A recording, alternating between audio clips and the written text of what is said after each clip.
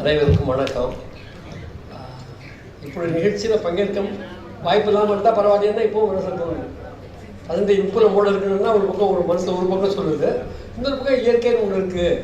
அவங்க ஒரு நிறைவான வாழ்க்கை அவங்களுக்காக மாற்றம் வாழலை, முழுக்க முழுக்க நாம் வாழ்கின்ற சமூகத்தை மேம்படுத்தக்கூடிய முயற்சிகள் பலவற்றிலும் பல தளங்களிலும் அவங்க ஈடுபட்டாங்க. ஆக ஒரு நிறைவான பாராட்டப்பட வேண்டிய, மீண்டும் மீண்டும் பேசி நாம் ஊக்கம் பெற வேண்டிய ஒரு வாழ்வது. ஆகவே இன்றைக்கு இரங்கல் கட்டம் முடிந்துவிட்டது. அவருடைய மகத்தான வாழ்வை கொண்டாடும் கட்டம், அதிலிருந்து கற்றுக்கொள்ளும் கட்டம் என்றுதான் இந்த கூட்டத்தை நான் பார்க்கிறேன். நான் அவங்க முதல் சந்திச்சது 1980. அப்போ தான் அவங்க மணிநாள் இங்கே வராங்க. எங்கே சந்திச்சேன்னா திருச்சி நகரத்தில் சிஐடியினுடைய மாநில மாநாடு. எனக்கு லிங்க் மைத்லி தான். மைத்லி மூலமாக அவங்க நீ போய் வெங்கடேஷன் பாரு மைத்லி தான் அவங்க என்னை பார்க்குறாங்க.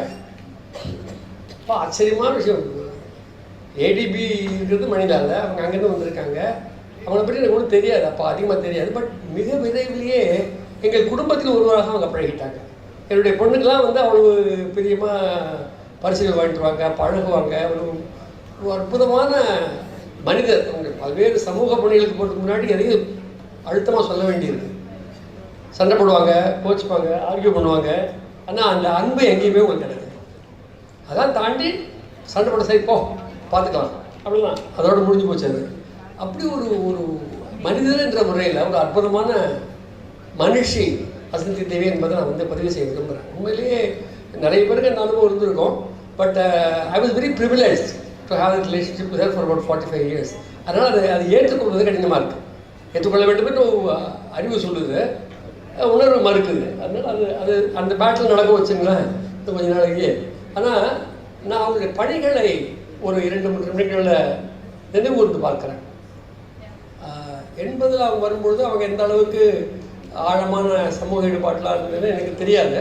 பிறகு போக அவங்க இடைவிடா, அதாவது ஒன்று வசந்தியை பற்றி நம்ம எல்லாரும் பேசும்போது சொல்ல விட்டுறோம், கடுமையான உழைப்பாளி.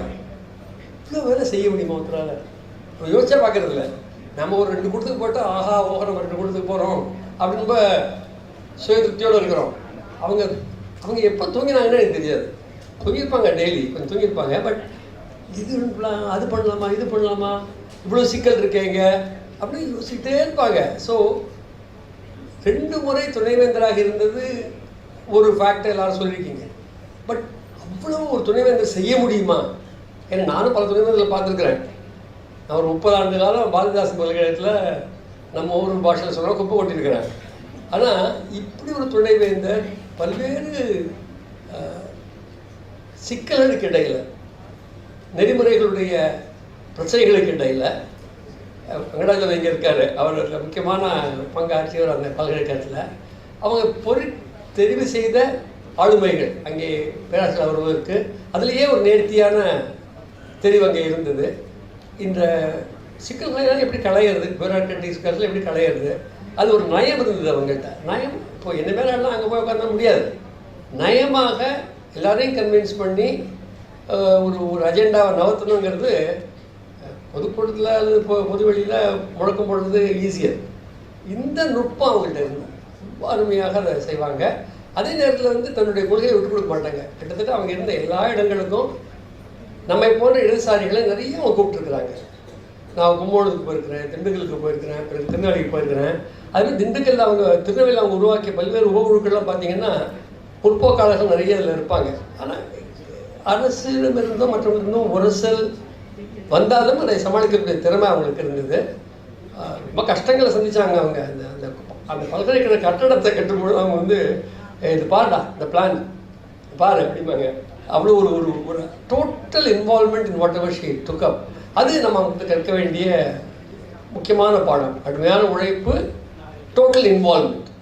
நம்ம பலரும் கொஞ்சம் இப்போ நான் இவ்வளோ வருஷம் பொது வாழ்வில் இருந்துருக்கிறேன். எனக்கு இன்னொன்று அவ்வளோ அவங்கள மாதிரி ஒரு முனைப்போட 24 மணி நேரம் சிந்திக்கிற மாதிரி ஏன் நம்மளால் வளர முடியல என்ற ஏக்கம் எனக்கு இருக்கும்.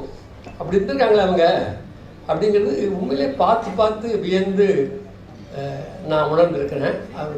அவங்களோட பழக இந்த வாழ்க்கையில் வாய்ப்பு கிடைத்து என்பது ஒரு பெரிய, இந்த ஒரு வாழ்க்கை தான் நமக்கு, நம்மளாம் மறு வாழ்க்கையில் நம்பிக்கை இருக்கிற ஆள் கிடையாது. அந்த இந்த வாழ்க்கையில் கிடைத்த வாய்ப்புக்கு ரொம்ப நான் வந்து நினைச்சு சொல்கிறேன். இந்த அடுத்து ஜேகே பேசியிருக்கிறார், மிக முக்கியமான பேச்சாளர். அறிவொளியை பற்றி குறிப்பிட்டாங்க. கிட்டத்தட்ட ஜேகே என்ன நீங்கள் அறிவொளி இரட்டையர்னு சொல்லலாம். நாங்கள் தொடர்ந்து தமிழகம் பாண்டிச்சேரியில் ஒரு 2 ஆண்டுகள் ஊராக போயிருக்கிறோம். அதுக்கு பிறகு ஜேகே அந்த மாதிரி ஊராக சுற்றுறத நான் இப்போ பார்க்குறேன். பள்ளிக்கல்வி பாதுகாப்பு இயக்கத்தை துவக்கிய பிறகு ஊராக ஜேகே போயிட்டுருக்காரு. அதை துவக்கிய ஆரம்ப ஆலோசனை கூட்டத்தில் நாங்கள் 3 பேர் இருந்தோம். ஜேகே, வசந்தி, நான். அங்கே தான் இந்த சதி உருவாக்கப்பட்டது. பிறகு கடும் முரண்களுக்கிடையே அது முன்னேறிட்டு இருக்குது. அது ஜி ராமகிருஷ்ணனுக்கும் அது முக்கியமான பங்கு. அவர் இப்போ இல்லைங்க. அவரும் அந்த ஐடியாவில் ரொம்ப ஸ்ட்ராங்காக அரசு பள்ளிகளை மேம்படுத்த வேண்டும் என்பது ரொம்ப வலுவாக இருந்தார். அங்கே டெய்லி அந்த கூட்டம் போதெல்லாம் வந்து அந்த மேனேஜ்மெண்ட் கமிட்டி இப்படியா கூட்டம் வைக்கணும்ப்பா, அதை ஒழுங்குபடுத்தணும்ப்பா அப்படின்னு சொல்லிகிட்டே இருப்பாங்க, விடவே மாட்டாங்க. அதாவது ஒன்றும் நெவர் மைண்டட் எனி அப்ஸ்ட்ரக்ஷன். அப்படி ஒரு மகத்தான போராளியை நாம் கொண்டாட வேண்டும். அவர் நமக்கு கொடுத்திருக்கிற பாடங்களை நன்கு நம்முடைய உணர்வுகளில் இருத்தி நம்முடைய களப்பணிகளில் அவை பிரதிபலிக்கின்ற வகையிலே நாம் செயல்பட வேண்டும்.